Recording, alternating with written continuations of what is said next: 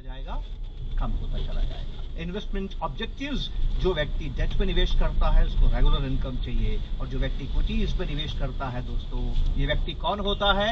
जो धनी बनना चाहता है, अपने आगे वाले जीवन को पिछले जीवन से बेहतर बनाना चाहता है। अब सवाल ये उठता है, इस बात को हम कैसे समझें कि अगर मैं इक्विटी में निवेश करूंगा तो मैं वेल्थ क्रिएट कर पाऊंगा। इसको समझने का एक बहुत सिंपल सा तरीका है।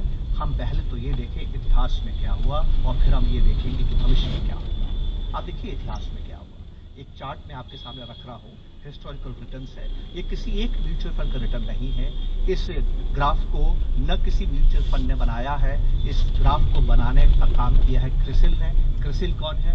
रेटिंग एजेंसी है जो आपके लिए काम करती है, आपको सावधान करती है और आपको सावचेत करती है कि आपको निवेश करते वक्त किन बातों का ध्यान रखना चाहिए। तो एक ये तीसरी पार्टी के द्वारा बनाया गया चार्ट है, और वो चार्ट ये कहता है कि अगर हिंदुस्तान के सारे म्यूचुअल फंड जो कि पिछले 20 साल से हिंदुस्तान में है, इन सभी डाइवर्सिफाइड म्यूचुअल फंड्स के अंदर अगर आपने 20 साल पहले निवेश किया होता, अगर 1000 रुपए, तो आज आपको 50,000 रुपए से ज्यादा उसका रिटर्न मिल रहा है, या उसकी वैल्यू कितनी ज्यादा होती है। 20 साल में 1000 का 50,000। और दोस्तों स्मरण रहे, ये औसत है उन सभी योजनाओं का। इसमें से कुछ योजनाएं ऐसी है जिन्होंने 1000 के 80,000 भी बनाए हैं, तो कुछ योजनाएं ऐसी है जिन्होंने 1000 के 40,000 भी बनाए हैं। औसत कितना है? 50,000। ये रिटर्न, इस तरह का धन निर्माण इक्विटीज आपके लिए करती है। सवाल ये है, तो गुजरे कल की बात है, आने वाले कल में क्या होगा? आइए आने वाले कल को समझने की कोशिश करते हैं। सबसे इंपॉर्टेंट चीज होती है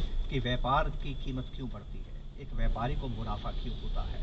व्यापारी को मुनाफा इसलिए होता है कि हमारे देश के अंदर विकास हो रहा है, हम सबकी आमदनी बढ़ रही है, हम सबके खर्चे बढ़ रहे हैं, हम सबकी जरूरतें बढ़ रही है, और इन जरूरतों को पूरा करने के लिए एक अद्भुत बात और हुई है। हिंदुस्तान की जो युवा हैं वो उधार लेके भी खर्च करने लगे हैं, जिसको आप EMI कहते हैं। EMI क्या होती है?